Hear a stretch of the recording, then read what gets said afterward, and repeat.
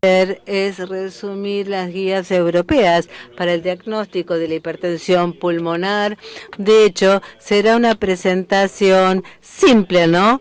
Y voy a tratar de describir el nivel de evidencia y el grado de la recomendación para cada una de las opciones. En primer lugar, vamos a definir la hipertensión pulmonar. Se define por una elevación de la presión pulmonar con una presión arterial pulmonar promedio de por lo menos 20 milímetros de mercurio. Sabemos que el límite superior del normal es 20 y entonces el valor normal de una PAP promedio es 14 más menos 6. Arriba de 20 no es normal, pero la hipertensión pulmonar se define por un valor arriba de 20 y entre 21 y 25 estamos hablando de una situación donde la significancia clínica es poco clara. Pero si tenemos un paciente con esclerodermia o un paciente que tiene la mutación BMP o con antecedentes de embolia pulmonar que viene con una PAP promedio entre 21 y 24,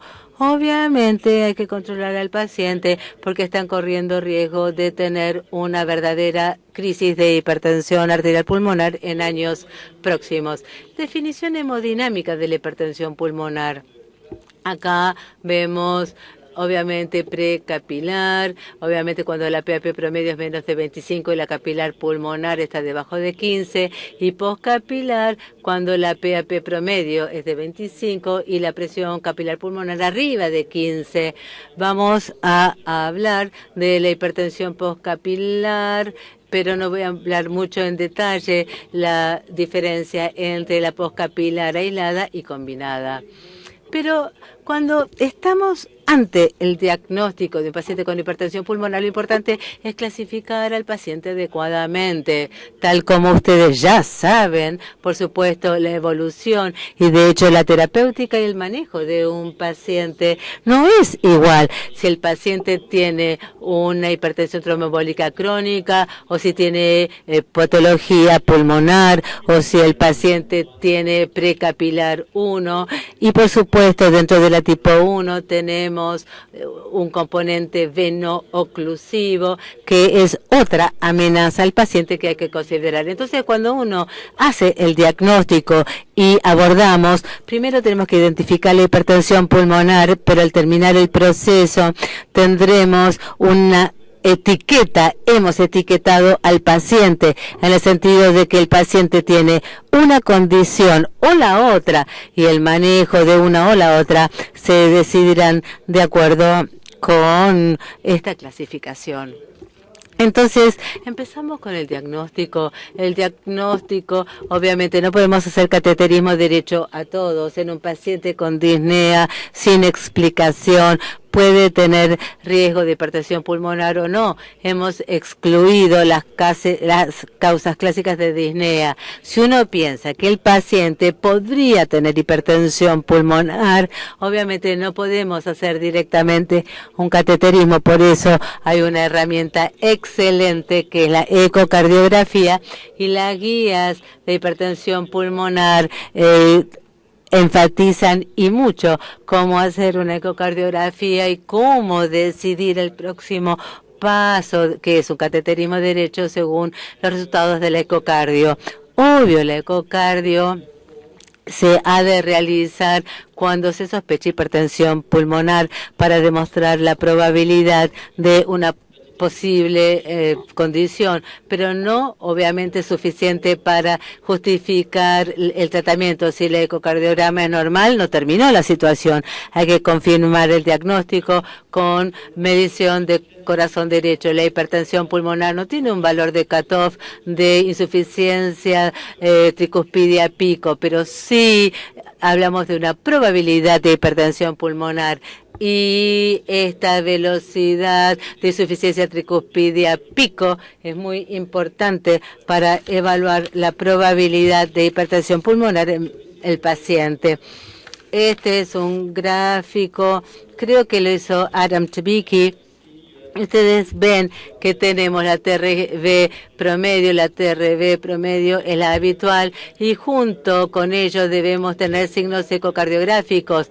Entonces está la probabilidad ecocardiográfica de una hipertensión pulmonar, pero no es lo mismo en un paciente con esclerodermia o un paciente con episodios múltiples de tromboembolismo o que en una persona sin factor de riesgo. Entonces las circunstancias, los antecedentes del paciente son fundamentales y los debemos considerar, y sobre la base de la probabilidad ecocardiográfica, las circunstancias, llegaremos a una decisión de manejo diagnóstico, decidiremos si haremos un cateterismo derecho o no.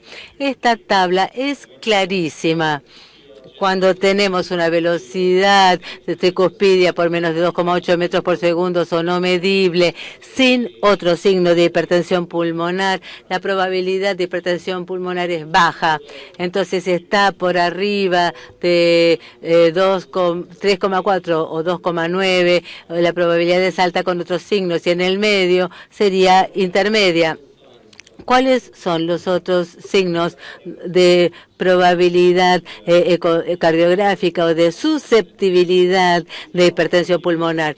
Todo tiene que ver con tamaño de ventrículo, con tamaño de la arteria pulmonar y con tamaño de la cava inferior, y obviamente acá tenemos la velocidad de la válvula tricuspidia y también tamaño de las cámaras y la arteria pulmonar. Es algo bien complejo. Obvio que en 10 minutos no les puedo explicar todo, pero hay dos categorías principales. El paciente que ven en la clínica no tiene factores de riesgo para CTF o hipertensión pulmonar, o el paciente tiene factores de riesgo de una hipertensión pulmonar tromboembólica crónica, y la probabilidad difiere según las circunstancias, y la decisión de hacer un cateterismo derecho o no, o controlar al paciente con ecocardiografías habituales, no es igual. Si yo tengo un paciente que no se queja de nada, salvo un poquitito de disnea, sin esclerodermia,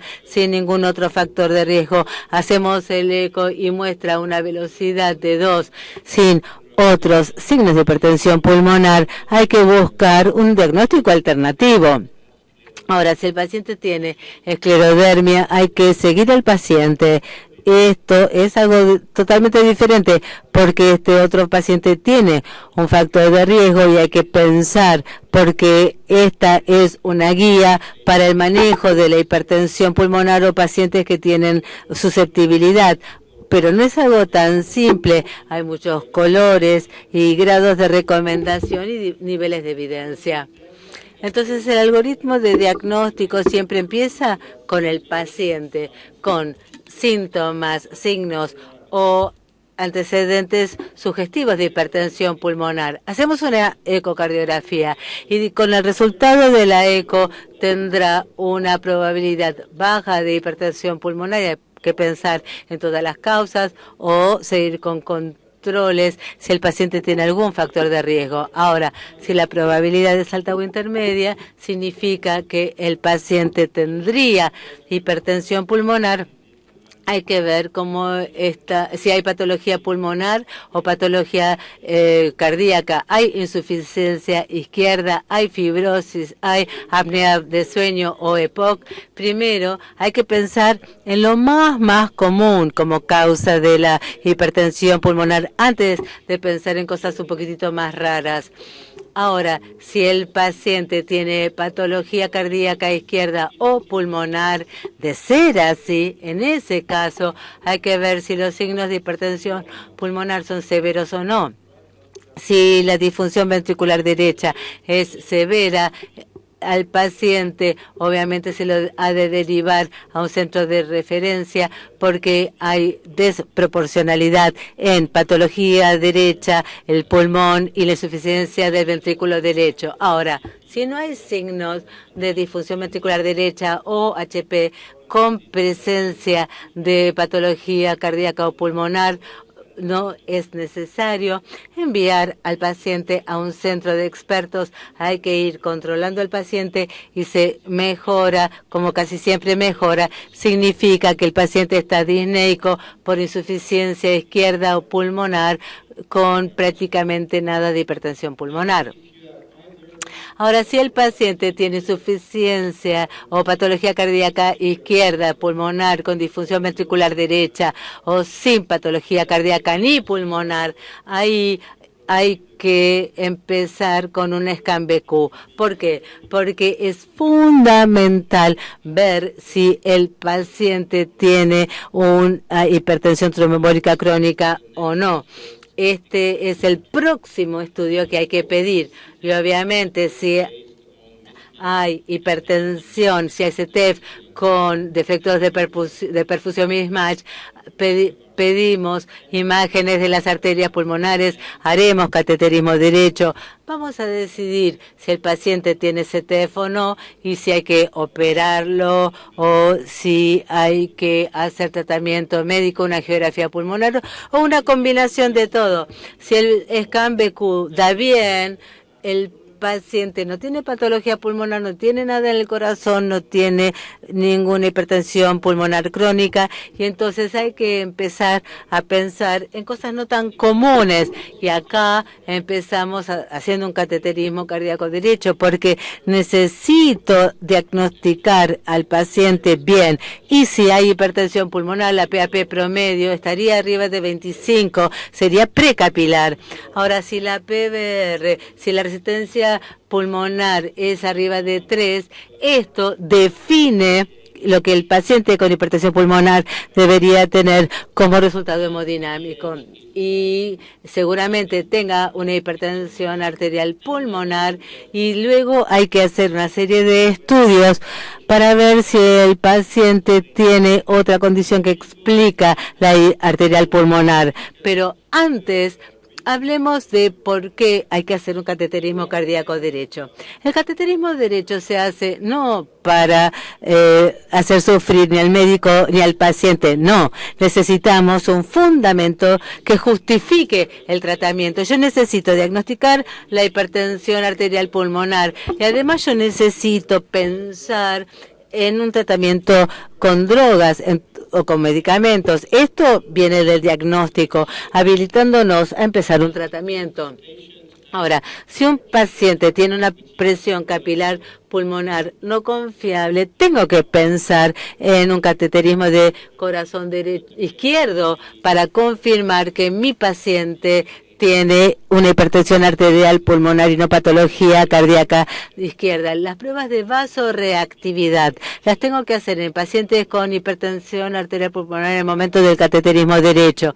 Se recomienda en la hipertensión idiopática, en la familiar y en pacientes que tienen patología inducida por drogas. La prueba de vasoreactividad la vamos a ver después en el curso, pero no nos olvidemos, porque a veces vemos pacientes que se les hizo todo, salvo la prueba de vasoreactividad antes del cateterismo derecho. Si se piensa que el paciente tiene hipertensión arterial pulmonar, hay que hacer esto en un centro que tiene la capacidad de hacer evaluación vasoreactiva.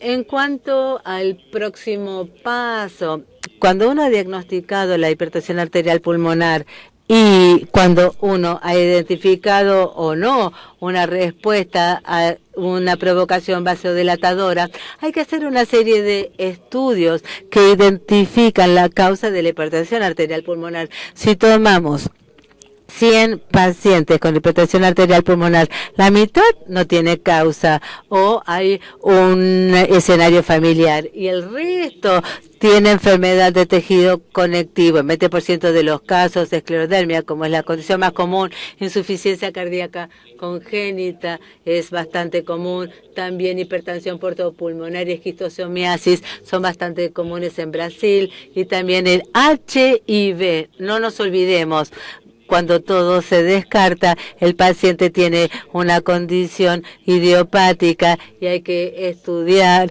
los genes porque puede ser algo hereditable.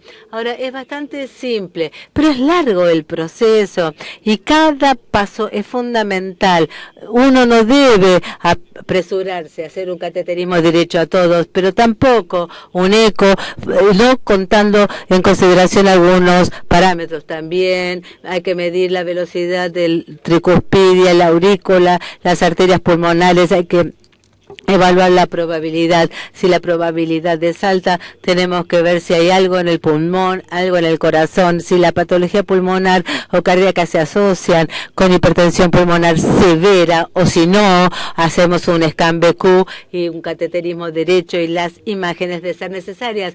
Es algo muy estructurado.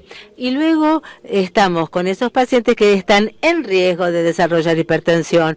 Recuerden que es un paciente que empieza con una queja, me falta el aire, pero en realidad hay algunos pacientes que tienen factores de riesgo tan marcados que hay que recomendar hacer un screening de hipertensión pulmonar en esclerodermia y en pacientes con antecedentes familiares de hipertensión pulmonar y en personas que tienen hipertensión portopulmonar candidatos a trasplante hepático. Son tres poblaciones donde hacemos screening sin síntomas. Esto está en las guías, ya de las guías del 2015. No voy a leer todo, pero bueno, sabemos que un ecocardiograma en reposo se recomienda como herramienta de tamizaje en pacientes asintomáticos con esclerosis sistemática. En París, una vez por año. Es tedioso, pero encontramos 1 o 2 nuevos casos por año de la cohorte de pacientes con la esclerosis. Son pacientes que se diagnostican temprano y tengo margen para mejorar. Y hemos demostrado esto y lo podemos charlar después. Para cerrar, el enfoque diagnóstico es algo que está muy bien estructurado. Sabemos que la hipertensión arterial pulmonar del grupo 1 describe pacientes con hipertensión pulmonar con una hipertensión precapilar con una PVR por arriba de 3 unidades de Wood. La ecocardiografía se debe hacer cuando hay sospecha de hipertensión pulmonar. Este estudio no alcanza para apoyar una decisión terapéutica en tratamientos con drogas. El cateterismo cardíaco es obligatorio. Se recomienda cateterismo derecho, que lo hagan centros expertos donde pueden obviamente hacer todo con pericia y con habilidad técnica para medir bien la capilar pulmonar y eventualmente repetir los estudios y hacer evaluación de corazón izquierdo. También se recomienda en el nuevo algoritmo de diagnóstico, necesitamos tener un abordaje sistemático al diagnóstico. Se empieza por lo simple, con un eco y paso por paso terminamos con lo más raro. Es muy importante no pensar en lo raro primero. Lo raro es raro. Y aún en mi centro veo pacientes de toda Francia y el 90% de mis pacientes tienen patología pulmonar, cardíaca o CTEF y 1 de 10 tendrán una hipertensión arterial pulmonar pura. Bueno, y acá me detengo. Thank you.